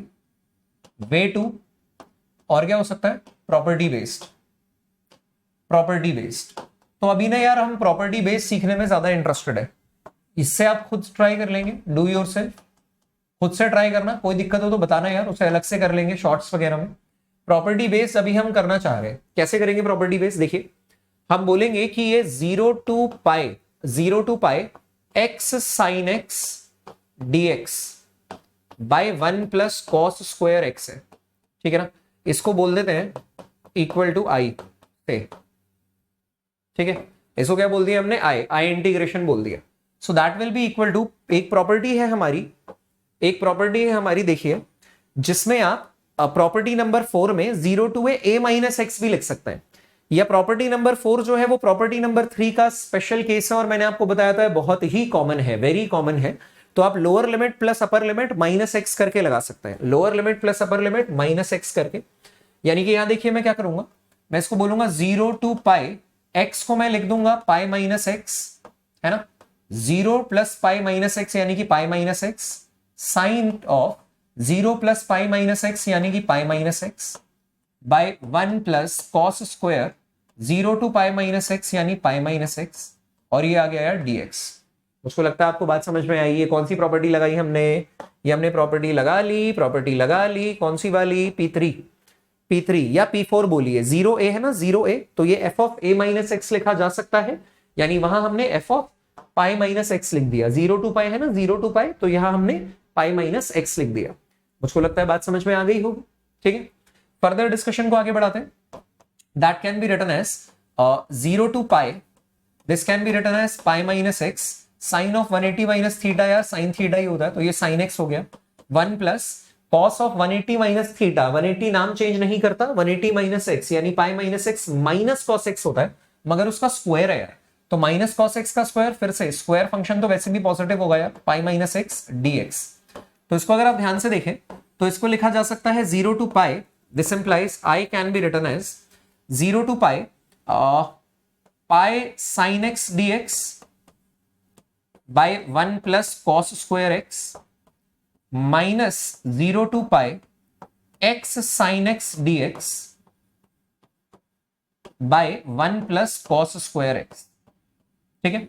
ऐसी सूरत में और ध्यान से देखें तो आपको दिखेगा I will be equal to 0 to pi, यहां से पाई बाहर आ जाएगा, ये आ जाएगा साइन एक्स डीएक्स। अब देखना चीजें सरल लगने लगेगी, 1 प्लस कॉस स्क्वायर एक्स, लेकिन इस इंटीग्रेशन को देखेंगे तो यार यही तो आपका क्वेश्चन था, यही तो आपका आई था, ध्यान से देखो, ध्यान से देखो, यही तो आपका आई था, और यदि ये आपका आई है तो इसको माइनस आई लिख देंगे।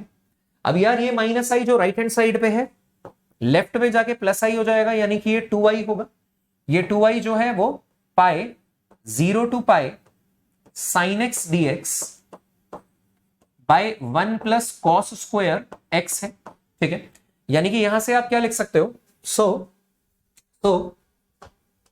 आई कैन बी रिटन एज, ये जो पाई था वहां से 2 नीचे आ जाएगा, पाई बाय 2, और ये बचेगा 0 to pi sine x dx by 1 plus cos square x. आप क्या कर देंगे, now put cos x equal to t, this implies minus sine x dx जो होगा यार वो dt के बराबर होगा, माइनस साइन एक्स dx जो है वो dt के बराबर होगा, और साइन x जो है साइन एक्स dx वो माइनस dt के बराबर है।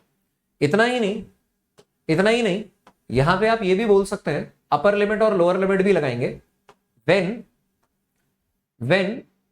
या इफ, देखिए जब x की वैल्यू 0 रहा करती थी, if x equals to 0, t will be equal to cos 0 का मतलब होता है 1, and if x equals to पाई, जब x पाई के बराबर रहा करता था, t की वैल्यू यार cos पाई होगी, cos 180 यार -1 होता है, cos 180 -1 होता है। इसका मतलब आपके पास देखिए क्या निकल कर आ जाएगा, ये निकल कर आएगा पाई बाय 2 विद इन लिमिट्स क्या आएगा, देखिए लोअर लिमिट क्या है, x इक्वल्स टू 0 पे t cos 0 यानी कि 1 के बराबर है, x इक्वल्स टू पाई पे t cos पाई यानी -1 के बराबर है, और ये निकल कर आ जाएगा sin x dx को यार आप बोल देंगे माइनस dt, और ये 1 प्लस, ध्यान से समझ रहे हैं यार, 1 प्लस टी स्क्वायर आ रहा है, 1 प्लस टी स्क्वायर आ रहा है, ठीक है। तो इसको फर्दर आप कैसे कर सकते हैं यार, देखो एक तो माइनस बाहर आ गया, -π/2, ठीक, और ये 1 to -1 है। और एक और प्रॉपर्टी आपको दिखाते हैं, जितनी ज्यादा प्रॉपर्टी लगा के सॉल्व करोगे एग्जामिनर उतना खुश होगा। एक और प्रॉपर्टी देखिए, प्रॉपर्टी नंबर 1, प्रॉपर्टी नंबर 1 जो दूसरे स्तर पे दी गई है, a to b को अगर b to a लिमिट आप चेंज करेंगे, लिमिट आप चेंज कर देंगे, लेफ्ट टू राइट जाने की बजाय राइट टू लेफ्ट जाएंगे, तो माइनस साइन का फर्क क्रिएट हो जाएगा। तो 1 से -1 जाने की बजाय अगर आप -1 से 1 जाएंगे तो एक और माइनस साइन का फर्क क्रिएट होगा जो इसको प्लस कर देगा। भाई एक माइनस तो आपने बाहर खिसका लिया, एक माइनस लिमिट्स को रिवर्ट करने पे आपको मिला, ठीक है। तो ये दूसरा माइनस है, और यहां से क्या आ जाएगा, dt/1 + t², dt/1 + t²। इसके बाद इंटीग्रेशन में यार ये फॉर्मूला मैंने आपको सिखाया है, by special formula of integration, do by special integration formula. इसे स्पेशल इंटीग्रेशन फॉर्मूला से कर देंगे, जो मैंने आपको पिछली मुलाकात में सिखाया था, इसी बहाने प्रैक्टिस हो जाएगी। खुद से करने के बाद एनसीईआरटी का एग्जाम्पल नंबर 32 है, वेरीफाई कर लेना, इसी बहाने पेजेस पलट लोगे, थोड़ा कॉन्फिडेंस और आ जाएगा यार, थोड़ा कॉन्फिडेंस और आ जाएगा। समझ रहे हैं?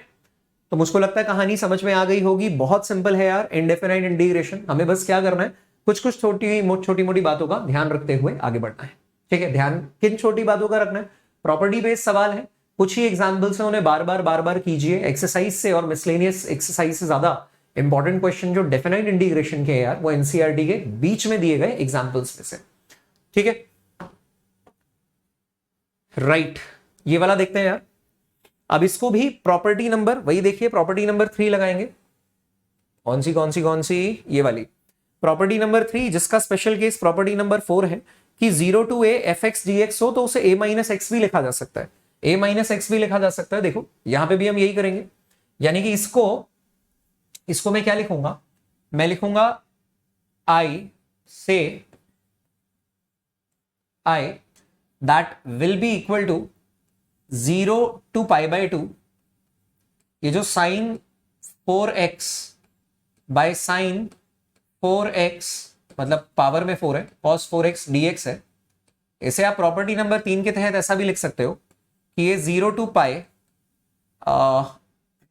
sin to the power 4 π/2, sorry this is π/2 minus x by sin to the power 4 π/2 minus x plus cos to the power 4 π/2 minus x है, ठीक है, dx है। ऑलराइट, सो ये 0 to π/2 है। तो आप इसे क्या लिख सकते हैं, अगर आप ध्यान से देखें तो ये 0 to π/2, ये आ गया cos sin of 90 minus theta, cos होता है cos to the power 4 π/2 minus x dx by sin 90 minus theta cos theta होता है यार cos to the power 4, और ये π/2 नहीं होगा, ये सीधा क्या बचेगा, x बचेगा यार, है ना। This will B cos to the power 4x dx by cos to the power 4, नीचे क्या बचेगा, 90 minus थीटा cos थीटा होता है यार, plus sin 4 sin to the power 4x, ठीक है।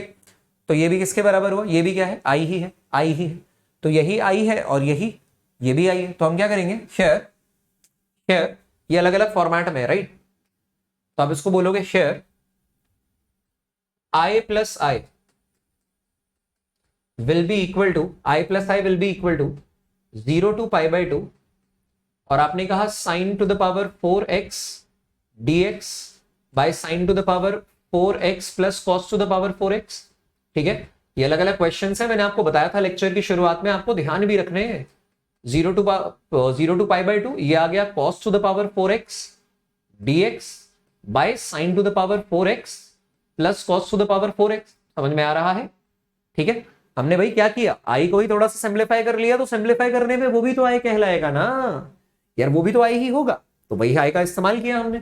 देखो आई प्लस आई किया तो ये दो फॉर्मेट में आ गया, इसका मतलब आपके पास क्या है, 2i, और इनको अगर मैं कंबाइन कर लूं, ये भी 0 to a ये भी 0 to a, तो यार अगर ब्रेक किया जा सकता है प्लस माइनस साइन पे, तो कंबाइन भी तो किया जा सकता है प्लस माइनस साइन पे।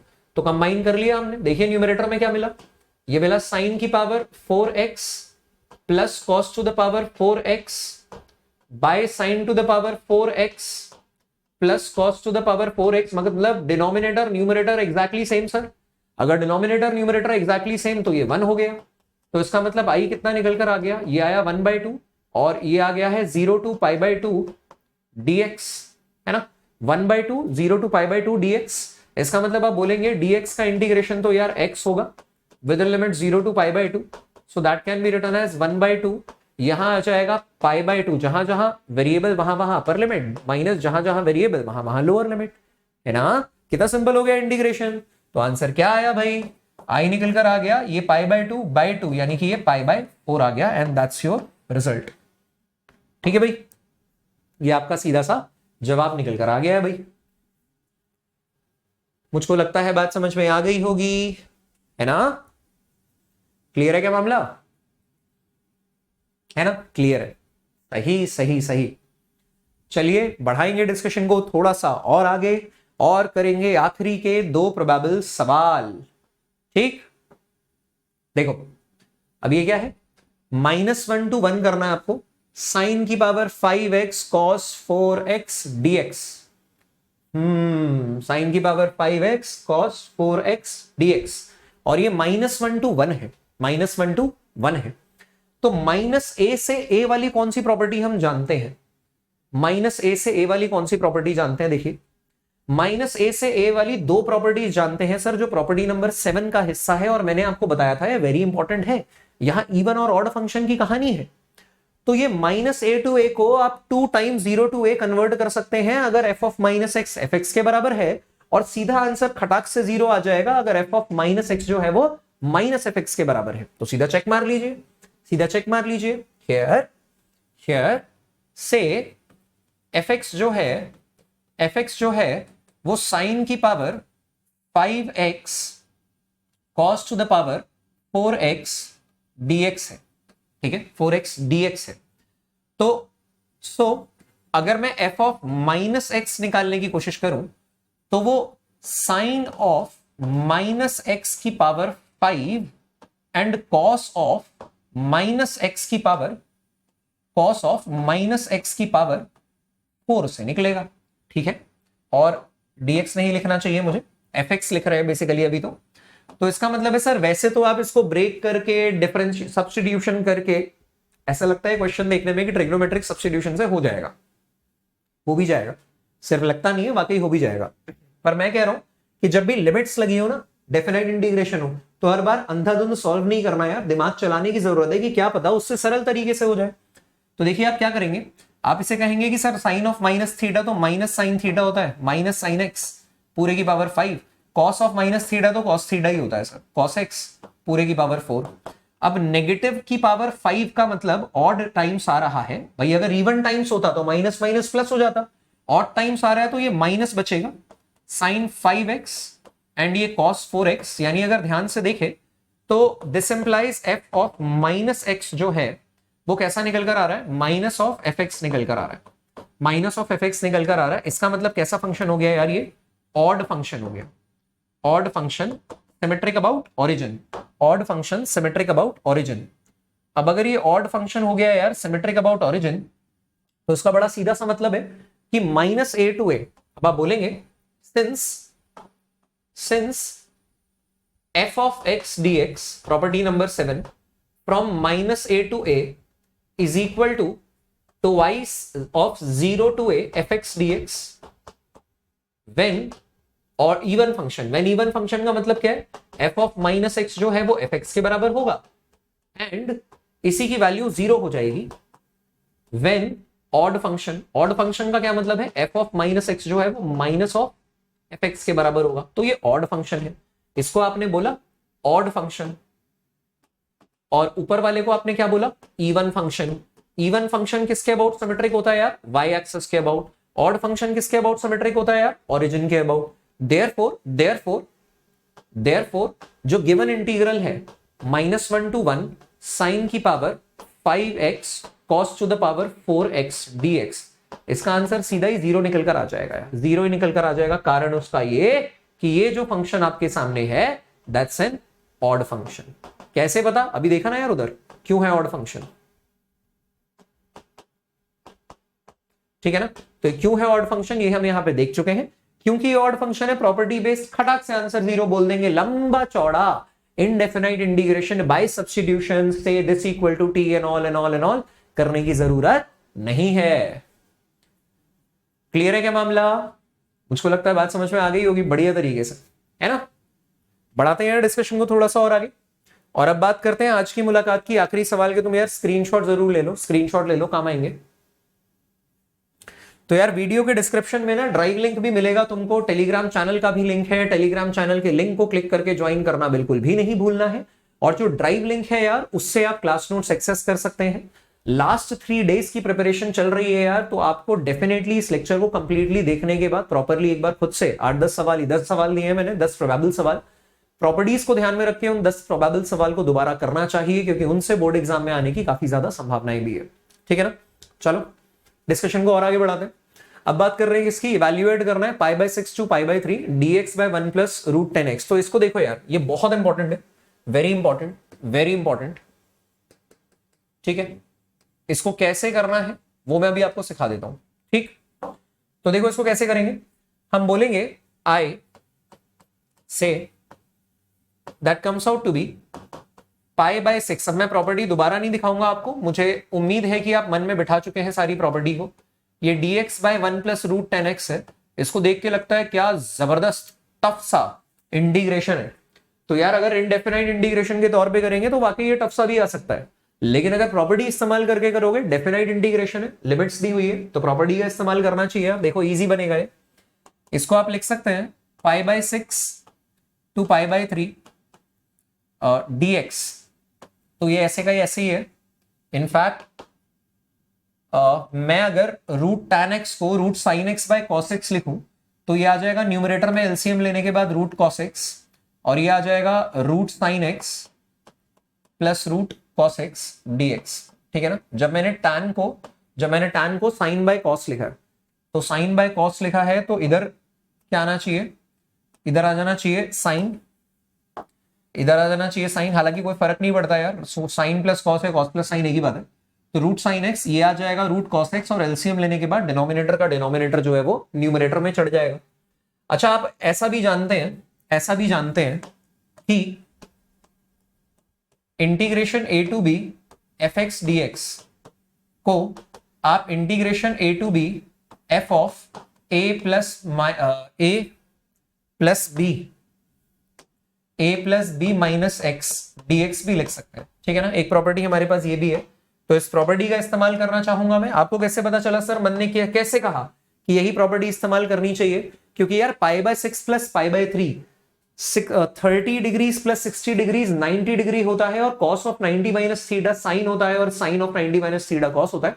तो cos और sin में कुछ खिलवाड़ होने की उम्मीद है, तो आप इसे बोलेंगे π/6 टू π/3, π/6 टू π/3।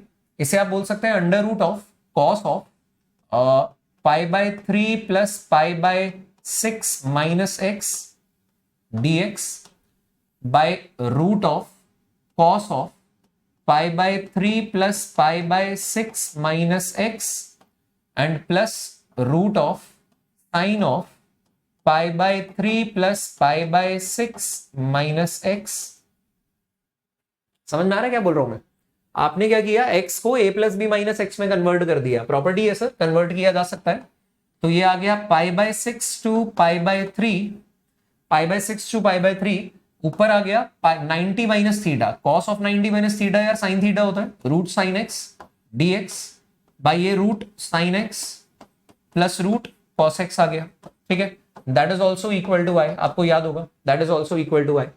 सो आप ये बोलेंगे, है ना, i को ही तो सिंप्लीफाई करके लिखा है आपने, तो आप ये बोलेंगे i + i will be equal to π/6। दोनों फॉर्मेट्स को ऐड करते हैं, देखिए π/6 टू π/3, ये आ गया √cos x by √cos x plus sin x, √sin x dx plus integration π/6 to π/3 √sin x by √sin x plus √cos x। तो देखिए denominator exactly same है, तो अगर इंटीग्रेशन को प्लस माइनस साइन पे तोड़ा जा सकता है तो वापस से जोड़ा भी तो जा सकता है।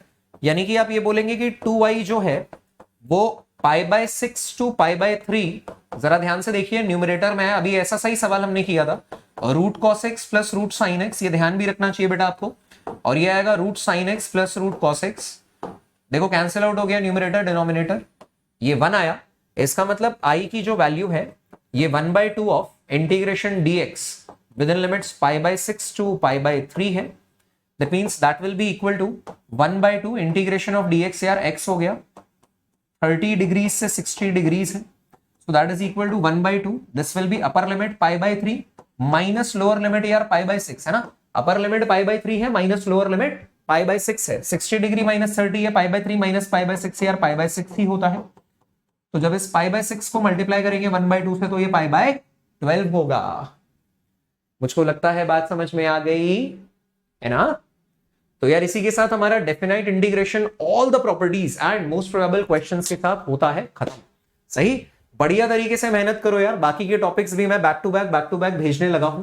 ठीक, थोड़ा सा बिजी जरूर हो गया था यार, ऑफलाइन सेंटर की भी काफी ज्यादा रिस्पॉन्सिबिलिटीज रहती हैं, उसके बाद भी हमने पूरी कोशिश की कि यार आपको सारी इंपॉर्टेंट चीजें जो है वो ऑन टाइम मिल जाएं। वाकई तुम लोग सही हो कि थोड़ा सा डिले जरूर हो गया है, पर यार ऐसा भी नहीं है, अभी 3 दिन बाकी है, 3 दिन में धुरंधर तरीके से पढ़ाई करेंगे, है ना। सारा कंटेंट तुम लोगों को मिल जाएगा, तुम अपनी पढ़ाई अपने एंड पे भी करते रहो, और जो भी चीज मैं तुमको सेपरेटली दे रहा हूं तुम उसको भी जरूर देखते रहो।